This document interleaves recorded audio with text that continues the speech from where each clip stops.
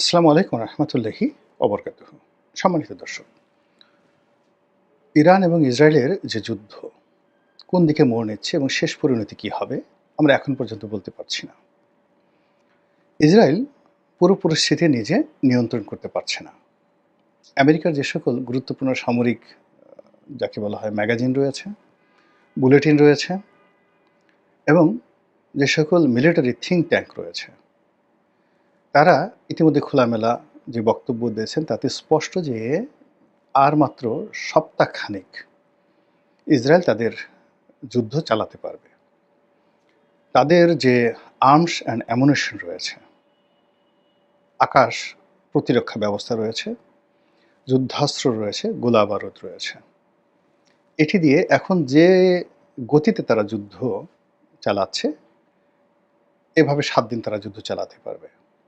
এরপর তাদেরকে যদি যুদ্ধ চালাতে হয়, তাহলে তাদের যে মিত্র আমেরিকা এবং ইউরোপ, সেখান থেকে তাদের যে লাইন, সাপ্লাই লাইন, এটি 100% শিওর হতে হবে এবং সমানে গোলাবারুদ, অস্ত্র, আয়রন ড্রোনের ব্যাটারি থেকে শুরু করে সব কিছু আসতে হবে। যেটি এই ৭ দিনের মধ্যে এই সরবরাহ করাটা সব দিক থেকেই অসম্ভব একটা বিষয়। দ্বিতীয় যে সমস্যাটা দেখা দিয়েছে সেটি হলো ইরানের আক্রমণের ফলে ইসরায়েলের অভ্যন্তরে যে মনস্তাত্ত্বিক অবস্থা তৈরি হয়েছে, যেটি ইতিপূর্বে কখনো হয়নি। আপনারা যদি বাংলাদেশে আওয়ামী লীগের পতনের কথা চিন্তা করেন, তাহলে আপনি বুঝতে পারবেন যে গত ১৫টি বছর ধরে আওয়ামী লীগের শাসন এমন একটা এক্সট্রিম পর্যায়ে পৌঁছে গিয়েছিল যে তাদের হৃদয়ে ভয় বলে কিছু ছিল না। ছাত্রলীগ যাকে ইচ্ছে তাকে বিচার করতে পারত, সরকারি দলের আমলা যাকে ইচ্ছে তাকে গুম করতে পারত, যেভাবে ইচ্ছে সেভাবে তারা ঘুষ চাইতে পারত। বিএনপির যে কোনো নেতা, সেটা বাংলাদেশে মির্জা ফখরুল সাহেব থেকে শুরু করে যে কোনো লোকের বিরুদ্ধে চুরি, ডাকাতি, রাহাজানি, ছিনতাইয়ের একটা মামলা দেওয়া যেত। তো এই যে তাদের একটা কর্তৃত্ববাদী মনোভাব তৈরি হয়েছিল, এটাকে জুলুম বলতে পারেন। জুলুম এবং জাহেল, এই দুটো এমন একটা ব্যাপার যে তারা যা কিছুই করুক না কেন, তাদের অন্তরের মধ্যে একটা পাপ বোধ তৈরি হয়, একটা ভয় তৈরি হয়, আতঙ্ক তৈরি হয়। তো সেভাবে ইহুদি রাষ্ট্রটি গত ৫০ বছর ধরে আরবে যে তাণ্ডব চালাচ্ছে, এই তাণ্ডবের ফলে তাদের নিজের অজান্তে দুটো জিনিস শুরু হয়েছে মনস্তাত্ত্বিক, যে তারা যা ইচ্ছে তাই করতে পারে, তাদেরকে প্রশ্ন করার কোনো সামর্থ্য পৃথিবীর কারো নেই। আর দ্বিতীয়ত তাদের নিজেদের অজান্তে মনের মধ্যে একটা অনুশোচনা, ভয় এবং আতঙ্ক সবসময় তারা কাজ করছে যে আমরা যে পাপ করেছি, গুনাহ করেছি, যে কোনো সময় যে কোনো দুর্ঘটনা ঘটতে পারে। তো সেই দিক থেকে গাজাতে তারা যে তাণ্ডব চালিয়েছে, ইরানের উপর তারা যেভাবে একতরফাভাবে আক্রমণ চালিয়েছে, এটা ছিল তাদের সেই জাহিলিয়াতের বা জুলুমের প্রাথমিক স্তর। কিন্তু যখন মজলুম আ সিনা উঁচু করে দাঁড়িয়েছে এবং মজলুম যখন আক্রমণ করেছে, এটা তারা স্বপ্নেও কল্পনা করেনি। ফলে আক্রমণের একেবারে ১ম ঘন্টার মধ্যে, অর্থাৎ ইরানের যখন প্রথম মিসাইলটা আঘাত হানল, তার ১ ঘন্টার মধ্যে নেতানিয়াহু, যিনি প্রধানমন্ত্রী, তিনি অজ্ঞাত স্থানে চলে গেছেন। কেউ বলছেন দেশের বাইরে, কেউ বলছেন বাংকারে, এবং তাদের বেশিরভাগ জনগণ বাংকারে চলে গেছে। আর বিরাট অংশ যারা পারছে তারা সমুদ্র দিয়ে সাইপ্রাস হয়ে ইউরোপ আমেরিকাতে পাড়ি জমিয়েছে। আর বিমানবন্দর দিয়ে যেভাবে দৌড়দৌড়ি করে তারা পালাচ্ছে, এ দৃশ্য দেখার মতো নয়। তো এই যে একটা মনস্তাত্ত্বিক যুদ্ধ শুরু হয়েছে ইসরায়েলের অভ্যন্তরে, যে আতঙ্ক ছড়িয়ে পড়েছে, এটাকে ঘোরানো সম্ভব নয়। যে জাতি একবার ভয় পেয়ে যায়, যে জনগণ একবার সরকারের উপর থেকে সমর্থন সরিয়ে নেয়, তারা আর কখনো ঘুরে দাঁড়াতে পারে না। এই বাংলাদেশে ধরুন ৭১ মুক্তিযুদ্ধের সময় কি ছিল? লাঠি, বাঁশি, সামান্য 303 রাইফেল, বড় জোর কাঁটা রাইফেল, ভারত থেকে ব্যবহৃত পুরনো অকেজো কিছু অস্ত্রশস্ত্র মুক্তিযোদ্ধাদের হাতে ছিল। আর এই বাংলাদেশে অন্তত ১,০০,০০০ সৈন্য মোতায়েন করা ছিল। ত্রিমাত্রিক, ওয়ান অফ দ্য, যাকে বলা হয় ইফেক্টিভ মিলিটারি পাওয়ার, পাকিস্তানি মিলিটারি পাওয়ার, এবং 1970-তে পাকিস্তানি মিলিটারি পাওয়ার এশিয়ার মধ্যে নাম্বার 1 ছিল। চীন তাদের কাছে কিচ্ছু ছিল না তখন। ভারত তো প্রশ্নেই আসে না। তো ১ নম্বর মিলিটারি পাওয়ারের ১,০০,০০০ সৈন্য, আধুনিক অস্ত্র-শস্ত্র নিয়ে এই ভেতো বাঙালির সঙ্গে তারা পেরে ওঠেনি। তারা পরাজিত হয়েছে। এর কারণ হলো তাদের মানসিক শক্তি ছিল না, আর যারা কাজ করেছে তাদের মধ্যে একটা বিজয় ছিল। ঠিক তেমনি একটি অবস্থা তৈরি হয়ে গেছে ইসরায়েলের অভ্যন্তরে। আর অন্যদিকে ইরানের মধ্যে যে ভয় ছিল, আতঙ্ক ছিল, সেখানে একটা কর্তৃত্ববাদী শাসন, শিয়া শাসন, এবং সেখানে হিজাব নিয়ে আন্দোলন, গণ অধিকার নিয়ে আন্দোলন, গণতান্ত্রিক আন্দোলন, এসব কিন্তু চলছিল। এবং বর্তমান রেজিমের বিরুদ্ধে তাদের একটা ভীষণ রকম ক্ষোভ ছিল। অনেক ইরানের এলাকা তারা বিচ্ছিন্ন হয়ে যাওয়ার জন্য আন্দোলন করছিল। কিন্তু যখন ইসরায়েল আক্রমণ করেছে, তাদের মধ্যে দুটো জাতীয়তাবাদ, অর্থাৎ ইরানি জাতীয়তাবাদ, the Persian dynasty and empire, যে গ্লোরিয়াস হিস্ট্রি রয়েছে, সেই জাতীয়তাবাদটা তাদেরকে এই মুহূর্তে ঐক্যবদ্ধ করে ফেলেছে। ২ নম্বর হলো তারা যে আইডিওলজিটা, ইসলামী আইডিওলজিটা তারা বিল্ড আপ করেছে, সেই আইডিওলজিটা এখন চূড়ান্ত পর্যায়ে রয়েছে, যে তারা জানে যে এই যুদ্ধে পরাজিত হলে শিয়াবাদ থাকবে না, শিয়া মতবাদ থাকবে না, এখানে সুন্নি মতবাদ চলে আসবে। ফলে এই শিয়াইজমের যে যাকে বলা হয় শক্তি, এটা এখন চূড়ান্ত পর্যায়ে রয়েছে।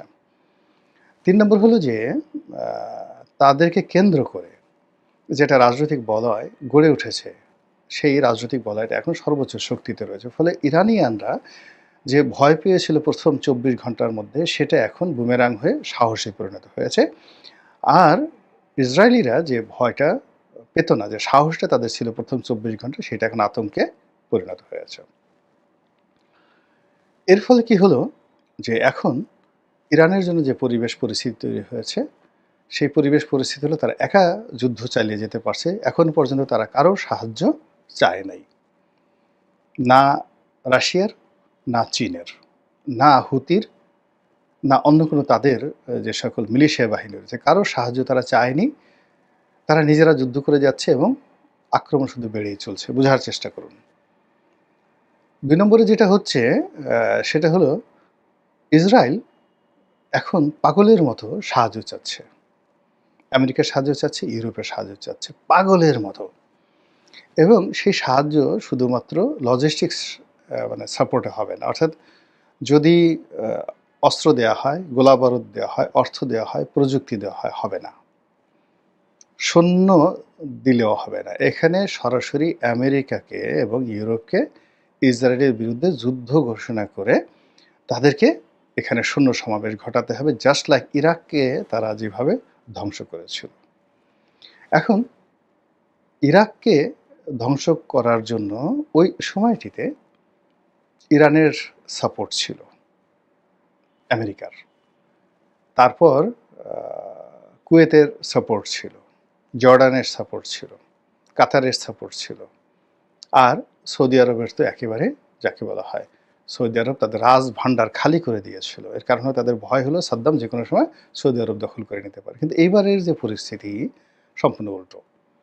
এইবার পুরো আরব ভূখণ্ডের একটি রাষ্ট্র তাদের ভূখণ্ড আমেরিকা বা ইউরোপকে ব্যবহার করতে দিচ্ছে না, দেবে না। এমনকি আকাশ সীমাও তারা ব্যবহার করতে দেবে না। এর কারণ হলো, যেটা ইরান পারছে, তারা ২,৫০০ কিলোমিটার পথ অতিক্রম করে যদি তারা তেল আবিবে আক্রমণ করতে পারে, তাহলে তাদের জন্য এই মুহূর্তে জর্ডান, কুয়েত, এই দুটো রাষ্ট্র মানে এবং ইরাক, তাদের যে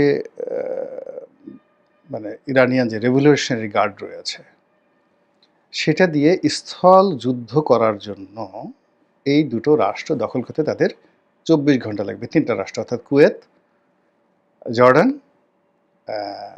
এই দুটো রাষ্ট্র এবং ইরাক, এই ৩টা রাষ্ট্র।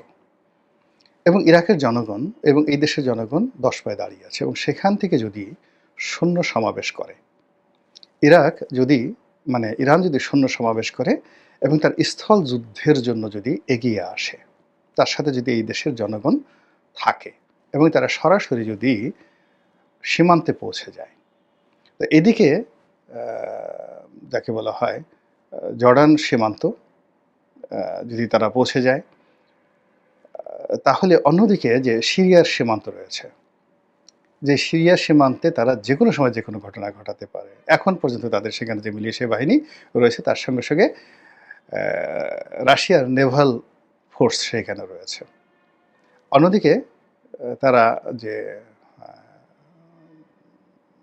ওই লেবাননের সঙ্গে তাদের যে সীমান্ত রয়েছে, সেখানে হিজবুল্লাহ বসে আছে। ইয়ামেনে হুতিরা বসে আছে। তো চারিদিক থেকে এই হুতিরা, হিজবুল্লাহ এবং সিরিয়ার যারা মিলিশিয়া রয়েছে তারা, প্লাস তার সঙ্গে, সঙ্গে আসাদ বাহিনী। আসাদের রেজিমের যে পুরো সমর্থকরা তখন ইরাকে রয়েছে এবং তারা সব ওই সীমান্ত ঘিরে রয়েছে। তো সেই দিক থেকে পুরোটা একটা ৩য় বিশ্বযুদ্ধের চাইতে একটা ভয়াবহ, মানে আমরা যা কিছু কল্পনা করি ৩য় বিশ্বযুদ্ধে, সেখানে একটা অগ্নিগর্ভ হয়ে যাবে এবং স্থল যুদ্ধে মানে ওদের যত মাতব্বরি, মানে আমেরিকা এবং ইউরোপ আ এবং ইসরায়েল, তাদের ১ম মাতব্বরিটা হলো আকাশে। সেই আকাশের যুদ্ধটা কিন্তু অতিক্রম হয়ে গেছে। তাদের ২য় মাতব্বরি যেটা হলো, সেটা হলো নেভাল ফোর্সে। তো নেভাল ফোর্সে মানে নৌবাহিনীতে। আর তারা স্থল যুদ্ধে যাবেই না। স্থল যুদ্ধে তারা যেখানে গেছে আমেরিকা ডুবেছে। তারা ভিয়েতনামে ডুবেছে, কম্বোডিয়াতে ডুবেছে, তারা ইয়ামেনে ডুবেছে, তারপরে সিরিয়াতে ডুবেছে। আর আফগানিস্তানে তারা যে কি বিশ্রী অবস্থার মধ্যে পড়েছে, এই ভয়, মানে এই ভয় অন্ততপক্ষে আফগানিস্তানে যে ঘটনা ঘটেছে তাতে কয়েক হাজার আমেরিকান সৈন্য শুধু সুইসাইড করেছে।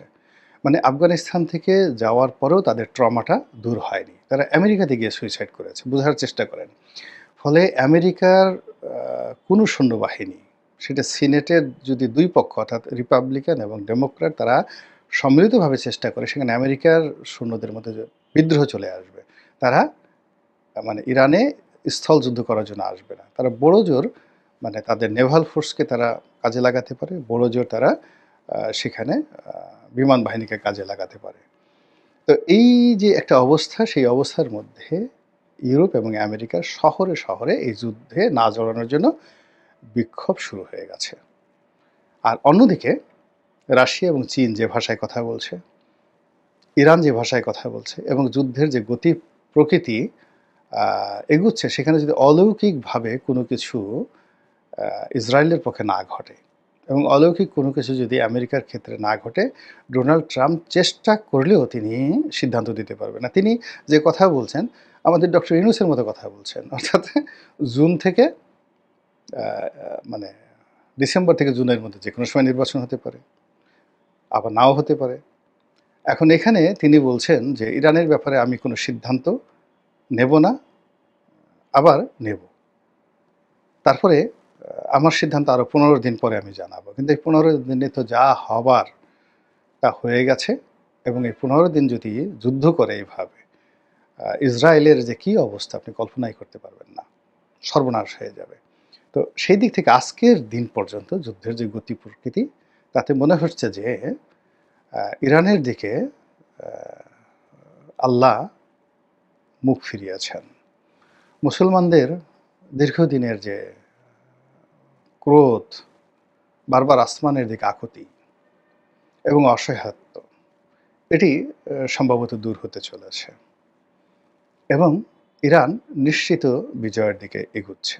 আমরা বাংলাদেশে বসে অনেকে ৮০-র দশকে আমরা অন্ধভাবে সাপোর্ট দিয়েছিলাম ইরাককে। কিন্তু সেই সাপোর্টটা কেবলই মাত্র সেন্টিমেন্টাল ছিল, আবেগের বশবর্তী ছিল এবং আশা ছিল। কিন্তু ইরানের প্রতি যে মুসলিম বিশ্বের সাপোর্ট এই মুহূর্তে, এটা কেবলই মাত্র ইলিউশন নয়, হ্যালোসিনেশন নয়। এটা কেবলই মাত্র যাকে বলা হয় সিজোফ্রেনিয়া নয়। এটির সঙ্গে বাস্তবতার মিল আছে, এটির সঙ্গে অঙ্ক আছে, ব্যারোমিটার আছে, প্যারামিটার আছে, আরও অনেক কিছু আছে এবং সেই দিক থেকেই আজকের দিন পর্যন্ত পুরো ঘটনা ইরানের পক্ষে আছে। আল্লাহ আমাদের সবাইকে হেদায়েত দান করুন এবং হেফাজত করুন। আসসালামু আলাইকুম ওয়া রাহমাতুল্লাহি ওয়া বারাকাতুহু।